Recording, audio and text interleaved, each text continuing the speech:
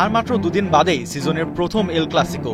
লা লিগায় ৯টা করে ম্যাচ খেলে ২৪ পয়েন্ট নিয়ে শীর্ষে আছে এমবাপেরা, আর ২ পয়েন্ট কম নিয়ে ২ নম্বরে ইয়ামালের ক্লাব। গেল সিজনে ৪টা এল ক্লাসিকোতে ডমিনেট করা বার্সা এবার নানা সমস্যায় জর্জরিত। ইনজুরি তো আছেই, তবে দুশ্চিন্তার সবচেয়ে বড় নাম কাতালানদের ডিফেন্স। চ্যাম্পিয়ন্স লিগে সেভিয়া আর পিএসজির কাছে ম্যাচ হারার অন্যতম কারণ ছিল এই defence. Head coach Hansi Flick Highline defence খেলিয়ে বারবার সমস্যায় পড়েছেন। নিজেদের সাইড বেশ খালি থাকে, আর সেটা কাজে লাগিয়ে প্রতিপক্ষের স্ট্রাইকাররা গোল করে বসে।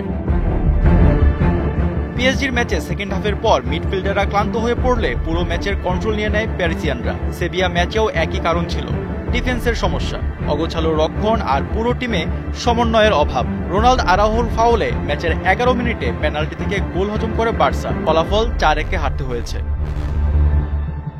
অ্যাটাকিং প্লেইং স্টাইল নিয়ে এই মুহূর্তে টপে আছে রিয়াল মাদ্রিদ। এমবাপে আর ভিনির গতি যে কোনো ডিফেন্স লাইনকে গুড়িয়ে দিতে পারে। চলতি মৌসুমে এমবাপে লা লিগায় ৯ ম্যাচে গোল করেছেন ১০টি, আর ভিনি সমান ম্যাচে ৫ গোল। বার্সা ডিফেন্ডার পাউ কুরাবাসি ভিনি এমবাপেদের আটকাতে দলের ডিফেন্স লাইনে ৪ পরিবর্তনের কথা বলেছেন।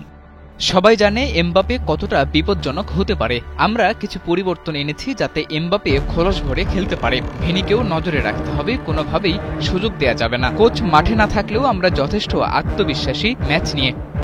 এদিকে রিয়ালের ডিফেন্সে ইনজুরির কারণে সাইডলাইনে আছে আলাবা, রুডিগার আর কালভাহাল। ফ্লিকের দল যদি প্রেসিং ধরে রাখতে পারে সুযোগ তৈরি হবে মাস্ট। এদিকে ডাগআউট থেকে দলকে নির্দেশনা দিতে পারবে না ফ্লিক, যা অনেক বড় প্রভাব ফেলতে পারে ম্যাচে। চ্যাম্পিয়ন্স লিগের দুর্বল প্রতিপক্ষ অলিম্পিয়াকোসের বিপক্ষে ৬-১ ম্যাচ জিতলেও বিশ্লেষকরা বার্সা ডিফেন্স নিয়ে কথা বলেছেন। কাতালানদের দলে এখন দরকার সমন্বয় আর রক্ষণভাগের উন্নতি। ভিনি এমবাপেদের বিস্ফোরক আক্রমণ কি আটকাতে পারবে কুরাবাসি আর আরাউহোর নেতৃত্বে নবগঠিত রক্ষণ? সেটাই এবারের এল ক্লাসিকোর আগে বড় প্রশ্ন। আশফাকুর রহমান সিয়াম, ৭১